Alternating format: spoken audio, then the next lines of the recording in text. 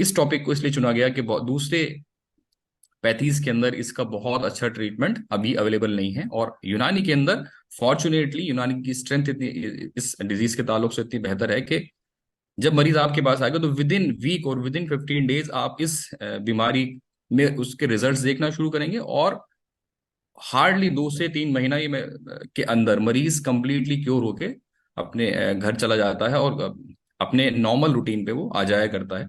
तो as an average बहुत जल्दी इसका ट्रीटमेंट हो जाता है। तो आज का जो हमारा ये टॉपिक है वो है इरिटेटिव बाउल सिंड्रोम, जिसको यूनानी के अंदर जब हम बात करते हैं तो जलकुल अमा कहते हैं। जलकुल अमा या जल के अमा भी इसको हम कहते हैं। इरिटेटिव बाउल सिंड्रोम बहुत कॉमनली इसको आईबीएस के नाम से लोग जानते हैं, और आईबीएस अक्सर पेशेंट डायरेक्ट ही आईबीएस डायग्नोज अपनी डायग्नोसिस लेके आएगा आपके पास और बताएगा कि साहब मुझे आईबीएस है। वो बहुत कॉमनली लोग जानते हैं, लेकिन जब यूनानी की किताबों में पढ़ेंगे इसको, यूनानी के बारे में जानना चाहेंगे कि क्या इसका इलाज है, तो हमें जलकुल अमा के नाम से या संग्रहणी के नाम से भी कहीं कहीं मिलती है, हमें आप देखेंगे। अगर हम इसकी बात करें इंट्रोडक्टरी पार्ट जब मैं बात करूंगा इसमें, तो हम दोनों चीजों को साथ साथ लेके चलेंगे कि एलोपैथ और दूसरी जो पैथीज है उनमें, और यूनानी के अंदर जो इसका तारुफ है वो किस तरह से हम करते हैं। तो जैसे मैंने बताया कि जरगुल अमा या जल का मतलब होता है फिसलने के।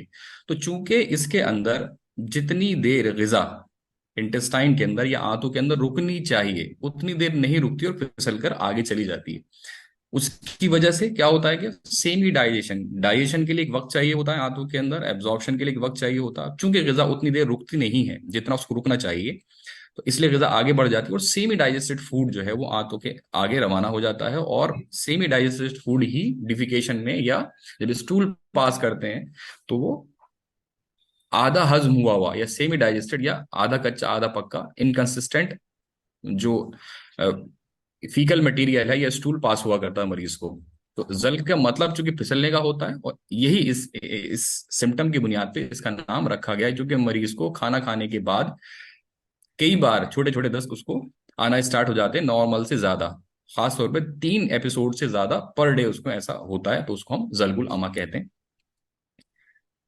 A functional bowel disorder in which abdominal pain is associated with defecation or change in bowel habit। ये थोड़ा मॉडर्न का कॉन्सेप्ट है इसमें, और आप देखेंगे कि बहुत अलग कोई इसमें डेफिनेशन ऐसी है नहीं कि इसमें फंक्शनल एबनॉर्मेलिटी होती है जो नॉर्मल फंक्शन है आंतों का, और 24 घंटे में एक बार स्टूल पास करने का उस फंक्शन में एबनॉर्मेलिटी आ जाती है, यानी कि आंतों के अंदर जो 24 घंटे में स्टूल पास होना चाहिए उससे ज्यादा बार होता है, और दूसरा जितनी देर ग़िज़ा रुकनी चाहिए इंटेस्टाइन के अंदर उतना देर नहीं रुकती है, तो फंक्शनल एबनॉर्मेलिटी इसके अंदर आ जाती है। मॉडर्न भी तकरीबन इसी तरह बात करती है। जहां तक इसकी इंसिडेंस रेट अगर आप देखेंगे कि लोगों में कितने परसेंट लोग ऐसे हैं, तो इंडिया के अंदर आप देखेंगे तो 3 से 20% एक इन जनरल एक आम क्राइटेरिया है कि जो पॉपुलेशन है हमारी अगर आप देखेंगे तो 3% से 20% के आसपास लोग ऐसे हैं जिनको आईबीएस के सिम्टम्स आते हैं, और आईबीएस माइल्ड मॉडरेट या सीवियर केसेस के अंदर उनके अंदर मिलती है। तो कुछ लोगों में बहुत माइल्ड सिम्टम्स पाए जाते हैं, उसको कंसिडर भी नहीं करते। वो एक दो बार अगर किसी को स्टूल आता है महीने में 1 या 2 या 3 बार, तो वो उसको कंसिडर नहीं करते हैं और उसको बहुत लंबे वक्त तक बीमारी को इलाज भी नहीं कराते हैं, चलता रहता। तो जहां तक इस बीमारी का ताल्लुक है इंडिया के अंदर 3 से 20% लोग ऐसे हैं जिनके अंदर ये बीमारी के सिम्टम्स या अलामत मिलती हैं। फीमेल्स इसके अंदर ज्यादा अफेक्टेड होती है बनिस्बत मेल के। ये इसका जब आप देखेंगे तो पेशेंट्स का जो आपके पास फुटफॉल होगा या पेशेंट जो आएंगे तो उनमें ज्यादा जो डोमिनेंसी होगी वो फीमेल्स ही होगी। खास तौर पे 1:3 का रेशो है, यानी कि मेल 1 और फीमेल 3 इसमें अफेक्टेड हुआ करते हैं। अब स्पेसिफिकली हम अगर हम बात करें आईबीएस की, कि आईबीएस बेसिकली क्या है, उसको कैसे हम पहचान करते हैं, इसकी पैथोलॉजी की बुनियाद पर किस तरह से। तो जलकुल अमा, जैसे मैंने सिंपली कहा कि unholding of intestinal content to optimum time, कि किसी भी जो इंटेस्टाइनल कंटेंट है उसका एक ऑप्टिमम टाइम तक न रुकना, जितना उसको रुकना चाहिए एब्जॉर्प्शन और डाइजेशन के लिए उससे कम वक्त रुके और आगे की तरफ बढ़ जाए, फिसल जाए, उसको हम आईबीएस कहते हैं। इसमें इससे होता क्या है, इसका इफेक्ट क्या होता है कि जब ग़िज़ा एक टाइम तक नहीं रुकती जितना उसको रुकना चाहिए, तब क्या होता है, alteration in quantity, form and consistency. ये 3 चीजें हमें देखने को मिलेगी कि जब हम छोटे छोटे स्टूल कई बार पास करेगा तो जो क्वांटिटी होनी, एग्जैक्ट क्वांटिटी 24 आवर में आउटपुट होता है, डिफिकेशन होता है, वो नहीं मिलेगा इसमें, बल्कि छोटे छोटे स्टूल्स, यानी कि क्वांटिटी कम हो जाएगी और फ्रीक्वेंसी बढ़ जाएगी, 3 से ज्यादा बार उसको जाना पड़ेगा। और इसके साथ साथ जो एक चीज इंपॉर्टेंट है वो क्या है कि जो फॉर्म ऑफ स्टूल है उसमें सेमी डाइजेस्टेड मटेरियल, जो चीजें मरीज खाएगा वो ये बताएगा कि कुछ चीजें ऐसी हैं जो एज इट इज निकल जाती हैं आंतों में, रुकती नहीं, जैसे मैंने खाया तो वो सेमी डाइजेस्टेड फूड जो है आप उसके स्टूल में पास होती है। तो फॉर्म, कंसिस्टेंसी और क्वांटिटी, इन 3 चीज में चेंजेस आते हैं जब हम आईबीएस की बात करते हैं। तो आईबीएस के पेशेंट जब स्टूल पास आउट की बात करेगा तो ये 3 चीजों के बारे में वो हमें बताएगा, अलामत अपनी बताएगा, साइन सिम्टम्स के,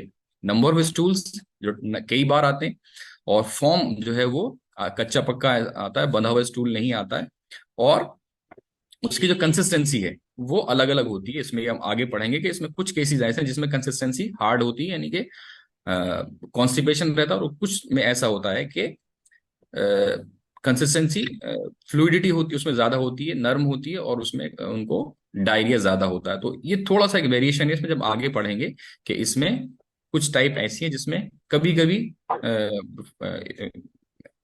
उसको कॉन्स्टिपेशन होगा और कभी कभी उसको डायरिया होगा, या और एक के बाद एक चीजें ऐसी होती रहेंगी। तो इस तरह के भी सिम्टम्स देखने को उसमें मिलते हैं, वो हम इसको आगे पढ़ेंगे। चेंज इन द मिजाज of intestine due to any सबब, ये होगा क्यों? जो चीजें हो रही हैं किसी भी सबब की वजह से मिजाज जो है वो चेंज होगा। मिजाज कैसे चेंज होता है? क्योंकि हम जानते हैं कि इंटेस्टाइन के जो मिजाज है वो हार और रतब है, क्योंकि वहां पर रुतूबत होनी चाहिए और हरारत होनी चाहिए एब्जॉर्प्शन के लिए और ग़िज़ा को रोककर और आगे बढ़ाने के लिए। लेकिन यहां पर क्या होता है कि यहां पर जो ऑप्टिमम हरारत है वो बढ़ जाती है और रुतूबत बढ़ जाती है। तो रुतूबत बढ़ने की वजह से ग़िज़ा फिसलने लग जाती है, तो जितनी रुतूबत वहां मौजूद होनी चाहिए उससे ज्यादा हो जाती है, जिसकी वजह से ग़िज़ा फिसलने लगती है।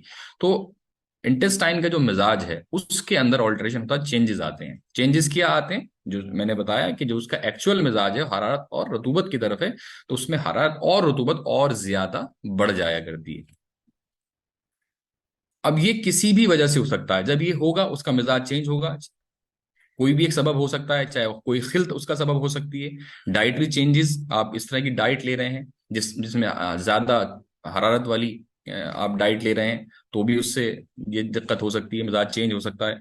सोशल फैक्टर्स हो सकते हैं जिसमें स्ट्रेस एंड एंजाइटी या इस तरह का वर्क लोड, जो नेचर ऑफ वर्क है वो इस तरह का है कि वो ऐसे माहौल में काम करता है कि स्ट्रेस और एंजाइटी उसको ज्यादा रहती है, जिसकी वजह से उसकी पेरिसेल्सिस मूवमेंट और सफरावियत और हिद्दत उसके अंदर ज्यादा आ जाया करती है, काम इस तरह का करता है वो। तो भी एक वजह हो सकता है। दूसरा जो है जिसकी हम बात करते हैं कि लाइफ स्टाइल में उसके चेंजेस हो जाया करते हैं। उसके किसी कुछ लोग ऐसे हैं जो नाइट शिफ्ट करते हैं, या कुछ लोग ऐसे हैं जो कांस्टेंट किसी प्रेशर में या किसी ऐसे माहौल में काम करते हैं कि जो ज्यादा वक्त उनको काम करना पड़ता है उनकी फिजिकल स्ट्रेंथ से ज्यादा, तो उससे भी वो स्ट्रेस में आ जाते हैं।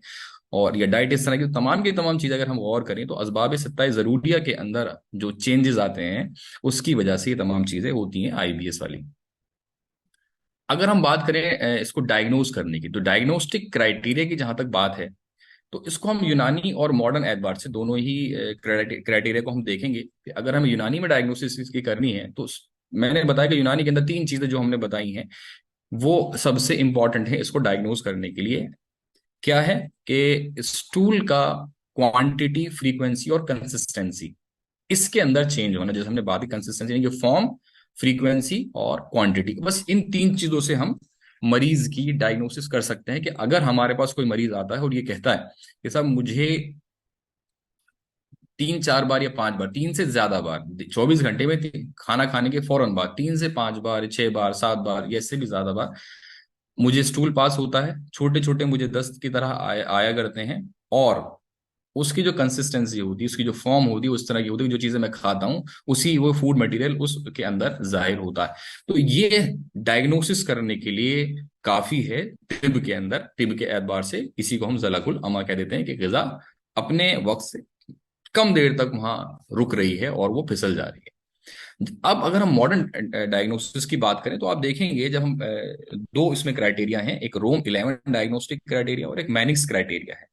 तो जब हम इस क्राइटेरिया के थ्रू गुजरेंगे और देखेंगे, तो हमें ये जो हमारे तीन जो तरीके हैं डायग्नोसिस करने के, जो तीन पैरामीटर्स हैं तिब्बत यूनानी के, वो कहीं ज्यादा पोटेंट है। आप देखेंगे इसको आगे। तो उसको अगर हम रोम 11 डायग्नोस्टिक क्राइटेरिया देखें, तो क्या है इसमें? एटलीस्ट 12 वीक्स हिस्ट्री, 12 हफ्ते की हिस्ट्री होनी चाहिए, 3 महीने।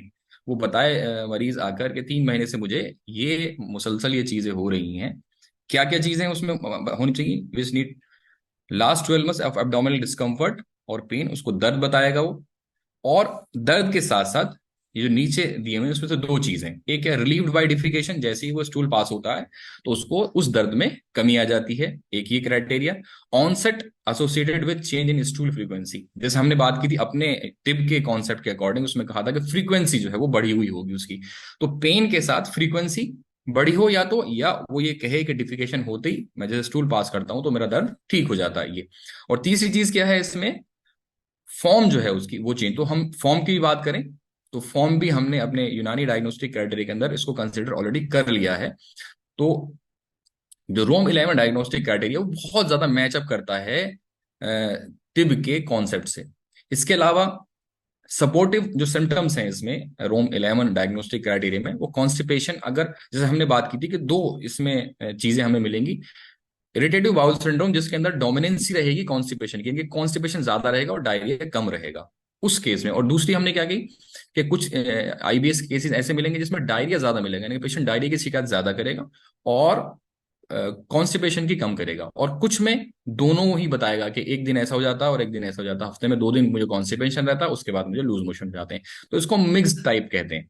और एक टाइप इसमें होती है जिसमें पेन डोमिनेंट रहता है, कि वो पेन होता है उसको, बाकी सारी चीजें कॉन्स्टिपेशन और डायरिया ये बहुत ज्यादा उससे वो परेशान नहीं करते हैं, लेकिन पेन बहुत ज्यादा रहता है, तो पेन डोमिनेटिंग टाइप होती है वो। तो हम यहाँ पर बात कर रहे हैं जो कॉन्स्टिपेशन डोमिनेंट जो टाइप है, उसमें बॉवल मूवमेंट जो less than 3 times a week, हफ्ते में 3 से कम बार, अगर है बताता है कि 3 दिन से कम बार होता है ऐसा, और पेट में दर्द भी रहता है, जो हमने पीछे का क्राइटेरिया उसमें लिया है। हार्ड और लंपी स्टूल, ज्यादा हार्ड स्टूल रहता है, इसमें आप ये समझ लीजिए कि इसमें जो कॉन्स्टिपेशन वाला हार्डनेस है वो नहीं होता है, लेकिन नॉर्मल से ज्यादा हार्ड रहेगा उसको। स्ट्रेनिंग ड्यूरिंग बाउल, और उसको जोर लगाना पड़ेगा जब बाउल मूवमेंट के लिए, डिफिकेशन के लिए वो जाएगा तो उसको जोर लगाना पड़ेगा। ये सपोर्टिव असेसमेंट है। ये हो भी सकते हैं और नहीं भी हो सकते हैं। अगर ये है तो हम हमारी डायग्नोसिस ज्यादा स्ट्रांग हो जाती है, और अगर ये नहीं है तब भी हम डायग्नोसिस पुराने क्राइटेरिया के एतबार से कर सकते हैं। अगर डायरिया प्रीडोमिनेंट वाली टाइप है तो उसमें क्या होगा? More than 3 bowel movements per day, 3 बार से ज्यादा 24 घंटे में 3 बार से ज्यादा उसको डिफिकेशन की जरूरत पड़ेगी, सॉरी डायरिया होगा उसको। और लूज और वाटरी स्टूल होंगे, और उसको अर्जेंसी, जैसे ही वो खाना खाएगा फौरन खाना खाते ही उसको दर्द होगा, भागना पड़ेगा। इसमें एक चीज जो बहुत इंपॉर्टेंट समझने की वो ये है कि ये जो अर्जेंसी है ये मॉर्निंग आवर्स में ज्यादा रहती है, यानी कि जब वो नाश्ता करेगा, नाश्ता करे काम के लिए जा रहा होगा, अपने जॉब पे जा रहा होगा, उस वक्त 70% जो उसकी डोमिनेंसी रहेगी, यानी कि अगर उसको 10 बार अगर उसको स्टूल पूरी दिन में आते हैं तो 7 बार उसको मॉर्निंग आवर्स में ही आएंगे, ये वो बताएगा, क्योंकि वो अर्जेंसी में रहता है, जल्दबाजी में रहता है। इसके अलावा इसमें जो चीजें मिलेंगी, जो जनरल कंसिडरेशन है वो हम कर सकते हैं। फीलिंग ऑफ इनकम्प्लीट इवैक्यूएशन, जब भी वो जाएगा टॉयलेट तो उसको हमेशा ऐसा लगेगा कि कुछ अर्ज बाकी रह गई, कि कंप्लीट इवैक्यूएशन नहीं हुआ, पेट पूरी तरह से साफ नहीं हुआ है, उसको हमेशा ऐसा लगेगा। पासिंग ऑफ म्यूकस, म्यूकस भी आएगा कभी कभी। मैं वापस से बता दूं कि ये जो जनरल कंसिडरेशन है ये हमेशा मिले ये जरूरी नहीं है, मिल भी सकती है और नहीं भी मिल सकती है। अगर मिलती है तो हमारी डायग्नोसिस थोड़ी और स्ट्रांग हो जाती है, और अगर नहीं मिलती है तो वापस जो हमारा क्राइटेरिया है वो पेन और उसके साथ जो कंसिस्टेंसी वाला जो क्राइटेरिया है वो सबसे मोस्ट आइकॉनिक और मोस्ट इंपॉर्टेंट क्राइटेरिया, उसी से हम पहचान कर सकते हैं कि हमारा स्टूल, जो पेशेंट आएगा वो बताएगा कि 3 बार से ज्यादा उसको स्टूल पास होता है। नंबर 2 उसकी कंसिस्टेंसी, और नंबर 3 उसकी जो फॉर्म है वो ठीक नहीं होती, उसमें आधा कच्चा आधा पक्का जो स्टूल पास होता है, वो सबसे स्ट्रॉन्ग क्राइटेरिया है। उसके बाद ये सपोर्टिव क्राइटेरिया है। और feeling of incomplete evacuation, mucus का पास होना रेक्टम से, और एब्डोमिनल फुलनेस और ब्लोटिंग, खाना खाने के बाद उसको भारी बन रहेगा, ब्लोटिंग से रहेगी, उबकाई ऐसी आते रहेंगे, क्योंकि वो सेमी डाइजेशन उसको हो रहा होगा, तो उबकाई टाइप की भी वो बताएगा। इसके अलावा जो दूसरा क्राइटेरिया वो मैनिंग्स क्राइटेरिया है। इसमें क्या, 3 और more feature should have been present at least for 6 month, 6 महीने से जो ये नीचे क्राइटेरिया, इसमें से कम 3 या उससे ज्यादा जो क्राइटेरिया है, जो यहाँ पर सिम्टम्स हैं, ये उसको 6 महीने से ज्यादा मौजूद होने चाहिए। अगर ऐसा वो बताता है कि 6 मंथ से या उससे भी ज्यादा से मुझे ऐसा हो रहा है, तो हम उसको आईबीएस डायग्नोस कर सकते हैं। पेन रिलीव बाय डिफिकेशन, खाना खाने के बाद जब उसको अर्ज होती है, तो जब वो टॉयलेट जाता है और टॉयलेट जाने के बाद उसको दर्द में कमी आ जाती है। Pain onset associated with more frequent stool, जैसे ही पेन होगा तो उसको फौरन जाना पड़ेगा, स्टूल पास होने की अर्ज उसको होगी। Looser stool with pain onset, जैसे ही पेन होगा तो उसको जो स्टूल आएगा वो बहुत वाटरी होगा या लूज स्टूल आएगा। एब्डोमिनल डिस्टेंशन, उसको पेट में भारीपन, खाना खाने के बाद पेट भरा हुआ और भारीपन लगेगा, जैसे गैस फ्लैचुलेंस बहुत ज्यादा उसको हो रही है। म्यूकस इन द स्टूल, ये भी उसको हो सकता है। और feeling of incomplete evacuation after defecation. इन तमाम जो क्राइटेरिया है 7, इनमें से 3 या उससे ज्यादा अगर तरह की अलामत हमें मिलती हैं और ये कहता है कि तकरीबन 6 महीने से ऐसा हो रहा है, तो ये हम आईबीएस या ज़लकुल अमा की तरफ इसकी डायग्नोसिस जाती है।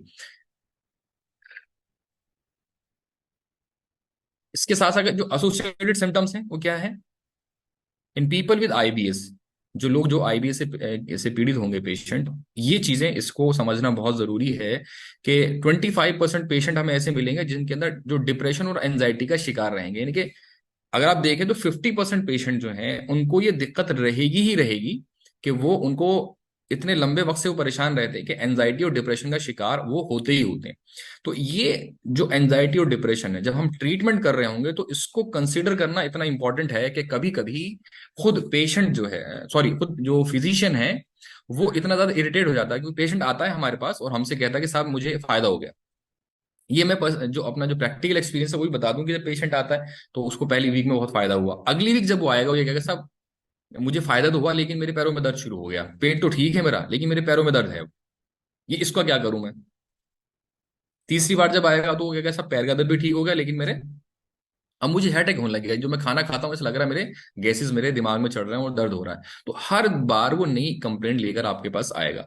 तो आपको पहली चीज खुद बहुत पेशेंस रखने की जरूरत है। और आप ये समझ लीजिए कि कम से कम 3 से 5 सिटिंग जो होंगी, यानी अगर आप उसको 1 हफ्ते या 2 हफ्ते की मेडिसिन देते हैं तो 3 से 5 सिटिंग जो उसकी होंगी उसमें आपको बहुत स्ट्रेनस उसकी जो है काउंसलिंग करने की जरूरत पड़ेगी। आप उसको बहुत काउंसलिंग करेंगे, समझाएंगे, और इसके साथ साथ आप उसको ये अपने आप को, उससे ज्यादा अपने आप को थोड़ा पेशेंस के साथ काम लेना पड़ेगा कि पेशेंट आएगा और इस तरह की कंप्लेंट लेगा। उसके बाद जैसे जैसे वो ठीक होता जाएगा, उसकी कंप्लेंट्स कम होती जाएंगी, उसका कॉन्फिडेंस बढ़ता जाएगा, क्योंकि वो पेशेंट साइकोलॉजिकली भी बीमार है, इसको समझना बहुत इंपॉर्टेंट है।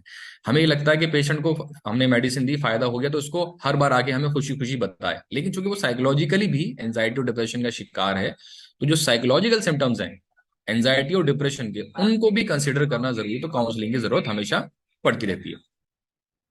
तो patient with IBS symptoms who do not consult doctors, अब बहुत सारे पेशेंट ऐसे होंगे जो बहुत लंबे वक्त के बाद उनको एहसास होता है कि हाँ मुझे कोई बीमारी है, नहीं तो कॉन्स्टिपेशन और 1-2 बार लूज मोशन होने को नॉर्मल कंसीडर करते हैं आम पब्लिक के अंदर। तो उन उन लोगों में जब लंबे टाइम तक इस तरह की होगी, फिर वो ट्रीटमेंट लेना स्टार्ट करेंगे, तो बहुत लंबे टाइम तक उनको काउंसलिंग करने की जरूरत पड़ेगी। और उनको जब उनकी डायग्नोसिस नहीं होगी, आप जब उनको दिक्कत हो रही है, उनको कभी कॉन्स्टिपेशन होता है, कभी डायरिया होता है, और फिर उनको कभी पेन एब्डोमेन होता है, हफ्ते में 3 दिन होता है, फिर ठीक हो जाता है, 2 दिन होता है, फिर ठीक हो जाता है। तो वो जब किसी डॉक्टर के पास जाते हैं, वो डॉक्टर इन्वेस्टिगेशन कराता है, उसके बाद आपको कुछ भी नहीं है, तो एक फ्रस्ट्रेशन उसके अंदर आता है, साइकोलॉजिकली वो थोड़ा परेशान होता है पेशेंट कि मेरी डायग्नोसिस ही नहीं हो पा रही। तो उसको उस तरह भी काउंसलिंग करने की हमें जरूरत पड़ती है। और कुछ केसेस के अंदर, जैसे मैंने बताया कि ये बहुत अनयूजुअल सिम्टम्स बताएंगे, डिस्पेरोनिया भी जो फीमेल पेशेंट्स हैं वो बताएंगे, क्योंकि डिस्पेरोनिया का मतलब है सेक्सुअल इंटरकोर्स में उनको पेनफुल सेक्सुअल इंटरकोर्स के जब भी वो कांटेक्ट बनाएंगे या तो उनको पेन बहुत ज्यादा होगा और स्ट्रेस में चले जाएंगे। तो ये कोई उससे रिलेटेड सिम्टम नहीं है, लेकिन चूंकि एक जनरल वीकनेस और साइकोलॉजिकल इंपैक्ट आता है, तो पेशेंट ये शिकायत अलग अलग तरह की लेकर आएगा, लेकिन आपको उसको काउंसलिंग करनी है और बहुत स्ट्रिक्टली उसके साइकोलॉजिकल जो सिम्टम्स हैं उस पर ध्यान देना है और उसको रेक्टिफाई करने की हर बार कोशिश करनी है।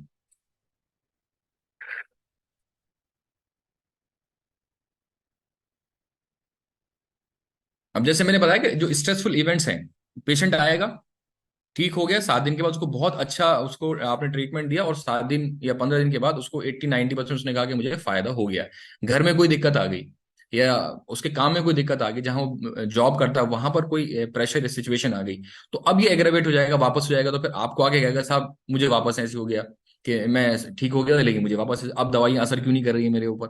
तो आपको बहुत क्लिनिकल एग्जामिनेशन, उसको साइकोलॉजिकली ये बताना पड़ेगा, उससे पूछना पड़ेगा कोई दिक्कत तो नहीं हुई है, तो इस तरह की जिससे वो एग्रावेट हुआ है, तो फिर वो उसको बताना पड़ेगा कि अगर आपको ये दिक्कत हुई इस वजह से ऐसा हुआ है, तो आप थोड़ा सा पेशेंस रखिए, ठीक हो जाएंगे।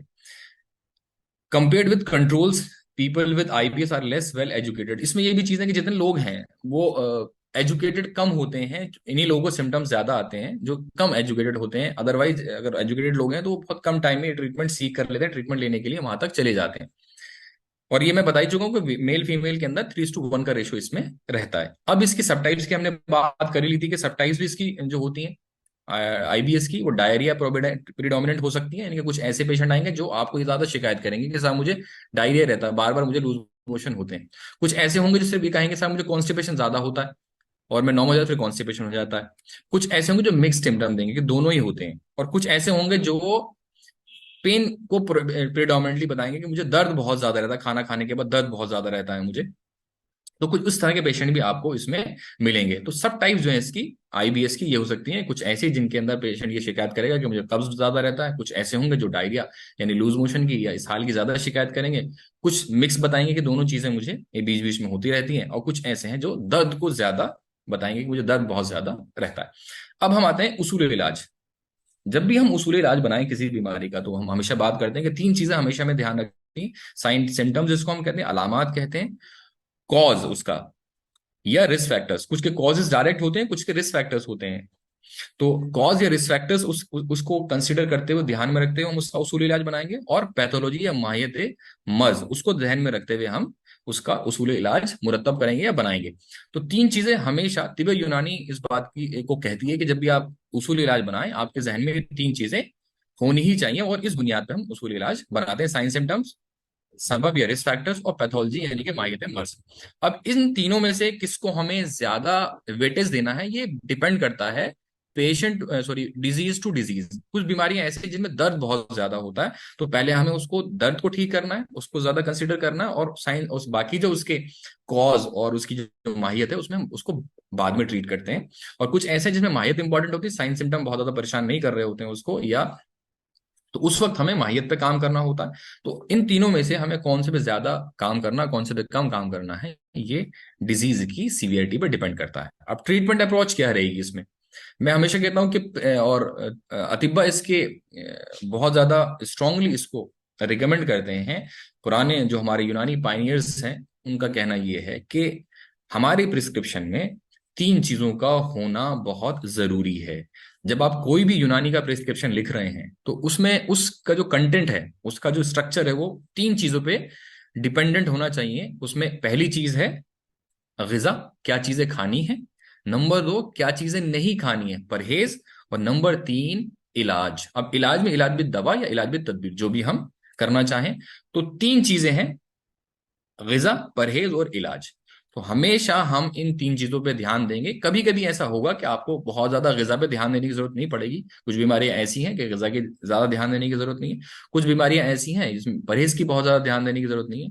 तो लेकिन जब भी हम कोई इलाज अपना प्रिस्क्रिप्शन लिखेंगे, तो उन इन तीन चीजों को ध्यान में रखते हुए हम लिखेंगे कि गिजा क्या देनी है, परहेज क्या कराना है, और दवाइयां क्या देनी है। अब इसमें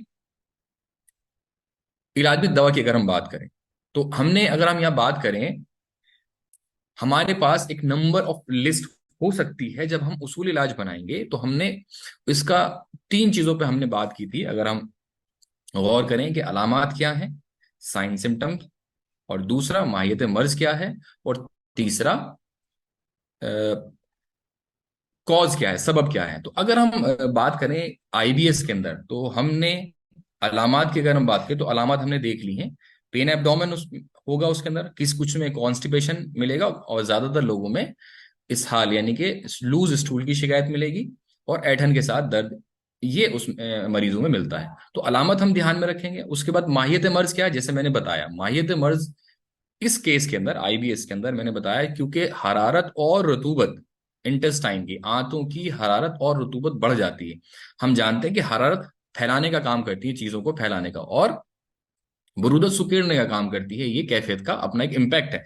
तो हरारत यहाँ पर इंटेस्टाइन को फैलाएगी, उसके वॉल्यूम को, और रुतूबत जो है वो फिसलाने के लिए, ग़िज़ा को आगे बढ़ाने के लिए, तेजी से आगे बढ़ाने के लिए, कम वक्त तक रुकने के लिए उसको मदद करेगी। तो यहाँ पर हरारत और रुतूबत बढ़ जाती है। तो अगर हम माहियत का यहाँ पर इलाज करेंगे, जो कैफियत यहाँ पर हो रही है वो हरारत और रुतूबत है, तो हम ऐसी दवाएं इस्तेमाल करेंगे जो बारिद और याबिस हो। ये पहली चीज। फिसल रही हैं तो कुव्वत काबिजा वाली हों। अलामत क्या है? पेन, तो हम पेन के लिए दवाएं देंगे, और लूज स्टूल हो रहे हैं तो हम ऐसा वो दवाइयां इस्तेमाल करेंगे जो काबिज हों स्टूल के, और पेरिस्टाल्सिस मूवमेंट को कम करने वाली हो, यानी कि आंतों की जो मूवमेंट को उसको कम करने वाली। तो इसी बुनियाद पे हम दवाइयों का सिलेक्शन करेंगे। तो पहले हम दवाओं की लिस्ट देख लेते हैं कि कौन कौन सी दवाएं, जैसे हमने बात की कि हमें अब वो दवाएं चूज करनी है, चूंकि इसकी माहियत क्या है? माहियत ये है कि हरारत और रुतूबत इसके अंदर बढ़ रही है आंतों की। तो हमें क्या करना है? बारिद और याबिस दवाएं इस्तेमाल करनी है। तो अगर हम मुरक्कबात में देखें तो जवारिश शाही, जवारिश अनारें, जवारिश आमला, जवारिश मस्तगी, शरबत हब्बुल आस, शरबत बेलगिरी, माजून संगदानाए मुर्ग, ये तमाम की तमाम दवाएं अगर आप गौर करें तो इन तमाम की तमाम दवाओं का जो मिजाज है, चाहे शाही हो, अनारैन हो, आमला हो, ये हाबिस काबिज है, यानी कि इनका बारिद याबिस मिजाज है। तो चूंकि उसकी जो हमने पैथोलॉजी पढ़ी है, माहियत पढ़ी है आईबीएस की, वो क्या पढ़ी है? हरारत और रुतूबत। तो हमने इलाज में जिद करना है मिजाज को दुरुस्त करने के लिए, उसके अपोजिट मिजाज की दवाएं हमें इस्तेमाल करानी है, depending on the severity of the disease. तो इसमें एक जो कुछ दवाएं ऐसी हैं जो मिजाज के अकॉर्डिंग काम करती हैं, कुछ दवाएं ऐसी हैं जो अद्विया मखसूसा हैं। अद्विया मखसूसा इसमें जैसे माजून संगदाना मुर्ग है, आंतों की जो ये तकवियत करती है। और तकवियत कैसे करती है? कि जो उसकी कुव्वत मासिका कमजोर हुई है, चार कुव्वतें जो होती हैं आंतों की, जाजिबा, मासिका, दाफिया और हाजिमा, इन चार कुव्वतों के में से किसी भी कोई कमजोर होती है तो आंतें कमजोर हो जाती हैं। यहाँ पर क्या हो रहा है कि कुव्वत मासिका कमजोर हो रही है उसकी, और जिसकी वजह से ग़िज़ा फिसल रही है। तो हमने उसके अपोजिट मिजाज की दवाएं यहाँ पर ऐड की हैं। तो ये उसके साथ साथ हब्बे पपीता है, हब्बे नरकचूर है, हब्बे राल है, हब्बे पेचिस है, कुर्स गुलनार है, कुर्स मालती बसंत है, कुर्स जरिश्क है, कुर्स कुश्ता हब्सुल हदीद है। तो ये तमाम की तमाम दवाएं जो हैं बारिद याबिस हैं, या यबूसत इनके अंदर ज्यादा है और बुरूदत इनके अंदर ज्यादा है। इसके साथ साथ हम क्या कर सकते हैं? अगर डायरिया प्रीडोमिनेंट कोई हमारे पास पेशेंट आता है जिसके अंदर डायरिया ज्यादा प्रीडोमिनेंट है, तो हमें क्या करना है? ऐसी दवाएं देनी है जो फाइब्रस डाइट हो, जिनका मिजाज बारिद याबिस हो, और वो पेरिस्टाल्सिस मूवमेंट को कम करती हो, और एब्जॉर्प्शन का काम, जो उसका मिजाज में यबूसत होगी तो यबूसत की वजह से वो अपने उस डायरिया को रोक सकती हूँ।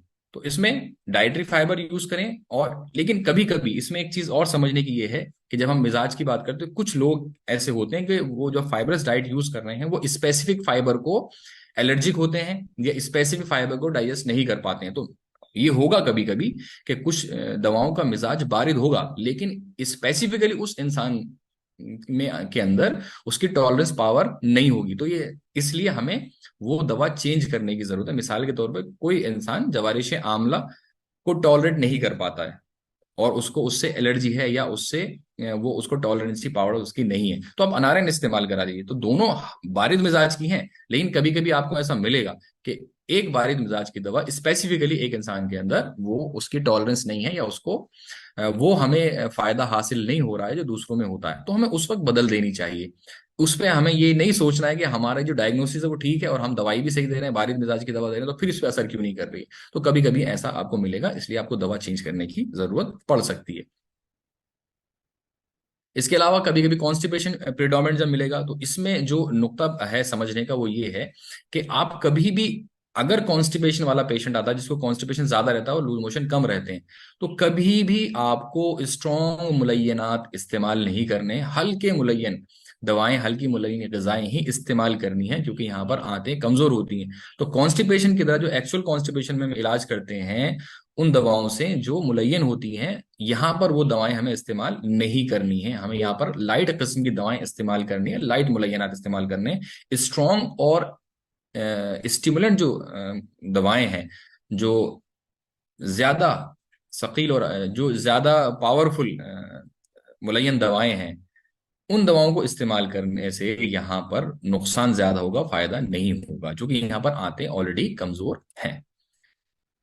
और इसके साथ साथ जो पेन डोमिनेंट वाले मिलेंगे आपको, जिनको पेन ज्यादा रहता है, अगर उस तरह का पेशेंट आता है जो पेन की ज्यादा शिकायत करते हैं, तो इसमें आप एंटी स्पाज्मोटिक दवाएं दे सकते हैं।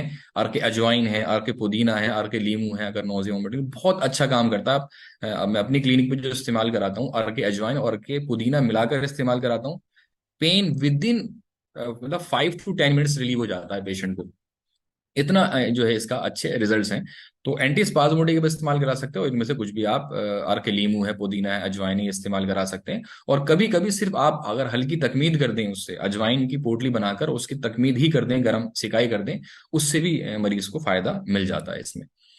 डाइटरी चेंजेस क्या क्या है, हमने बताया कि डाइटरी चेंजेस इसलिए जरूरी है कि जो कॉज है उसका, जो रिस्क फैक्टर्स है, यानी कि कोई ऐसा मरीज है जिसने बहुत ज्यादा स्पाइसी फूड खाई है, स्पाइसी फूड इस्तेमाल करता है, उसकी जो है चेंजेस करने जरूरी है कि हमें उसका स्पाइसेस चेंज कम करने पड़ेंगे, और ऐसी गजाएं उसमें ऐड करनी पड़ेंगी जो फाइबरस हों और जिनका मिजाज सर्द और सर्दी की तरफ हो। गर्म गजाएं और जो चरपरी गजाएं हैं वो हमें उसको बंद करनी पड़ेंगी। डाइटरी चेंजेस हमें उस तरह के करने पड़ेंगे जिससे जिससे उसकी हरारत, जो आंतों की हरारत है, वो न बढ़े। यानी कि आंतों में बरूदत लाने वाली दवाएं हम उसको इस्तेमाल करेंगे। प्रोबायोटिक्स इस्तेमाल करा सकते हैं, दही का इस्तेमाल करा सकते हैं, कुछ में दही सूट करती है, कुछ में नहीं भी करती है। छाछ का इस्तेमाल करा सकते हैं आप, और दूसरी जो ठंडे मशरूबात हैं उनका इस्तेमाल करा सकते हैं।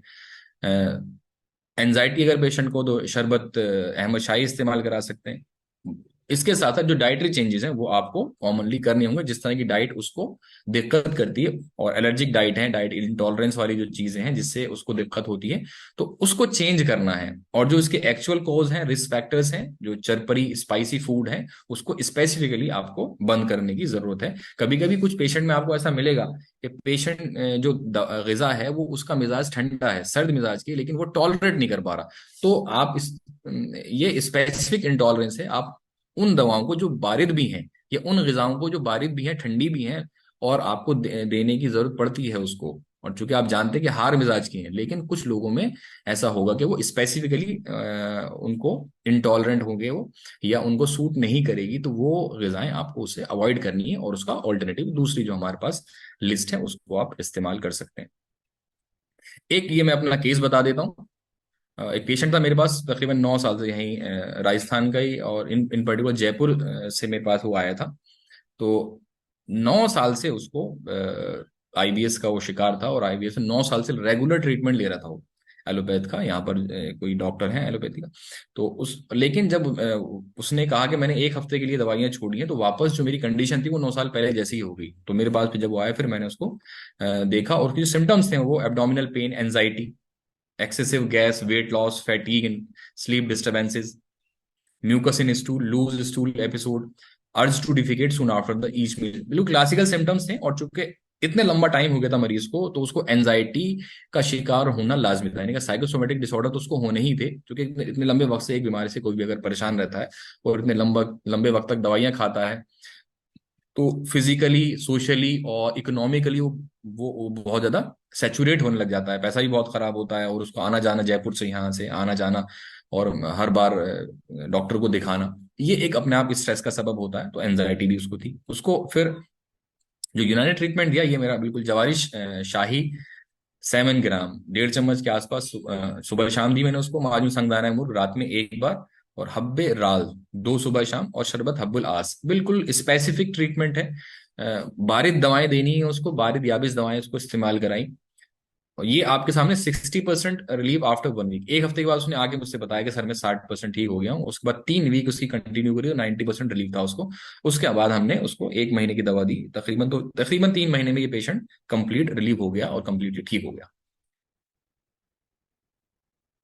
अब लास्ट में जो मैं बात कहना चाहता हूँ, एक मैसेज ये है कि इससे पहले कि मैं अपना ये लेक्चर खत्म करूं, कि मैं ये हम हमारे अंदर ये चीज होनी, पर्टिकुलरली मैं ये चाहता हूं कि जब हम अपनी क्लिनिकल सेटअप करें, तो हमारे पास हमारे क्लिनिकल सेटअप में ये कुछ किताबें ऐसी हैं जो होना लाजमी है, होनी ही चाहिए।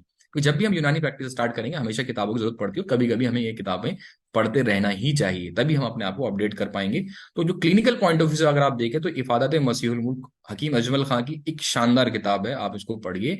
सिम्टमेटिक अप्रोच है, आपके पास जैसे पेशेंट आके बोलता है बिल्कुल वैसे पेशेंट को क्या दिक्कत हुई, उसने कंप्लेंट बताई, डायग्नोसिस और ट्रीटमेंट, बहुत ही सिंपल है क्लिनिकल पॉइंट ऑफ व्यू से। आप इस किताब को पढ़ें और 5-7 बार पढ़ के इसको देखें। आपको जब आप पढ़ लेंगे तकरीबन 250 से 300 केसेस इसके अंदर हैं, तो आपको मैं ये समझता हूँ कि 60-70% जो यूनानी का ट्रीटमेंट आपको इससे करना आ जाएगा। और इसके साथ साथ जो मुफरदात की किताब है, इफ्तिखारुल मुफरदात जो किताब है वो बहुत शानदार है। आप देखेंगे उसमें पिक्चर्स के साथ और बहुत शॉर्ट फॉर्म में, बहुत कंसाइज वे में उसको अद्विया को एक्सप्लेन कर रखा, तो आपको समझना बहुत आसान होता है। मखज़ूल मुफरदात हकीम कबीरुद्दीन की आप पढ़ सकते हैं, बहुत शानदार किताब है। किताबुल मुरक्कबात हकीम जिल्लुर रहमान साहब की मैं खुद पढ़ता हूँ, और हमें सबको पढ़नी ही चाहिए। हमारी जो है अपनी क्लिनिक पे ये किताब जरूर होनी चाहिए, जब भी हमें टाइम मिले उठा के पढ़ लें हम। और शरहज़बाब इक्सिर आज़म, अगर आपका थोड़ा इंटरेस्ट जागता है इन 3 किताबों को पढ़ने के बाद, तो फिर आप थोड़ा डिटेल में अगर किसी भी बीमारी को पढ़ना चाहते हैं और नॉलेज अपडेट करना चाहते हैं, तो आप शरहज़बाब इक्सिर आज़म जो हकीम शरीफ खान साहब की, इसको अपनी, ये 4 किताबें तो आप ये समझिए कि मस्ट है।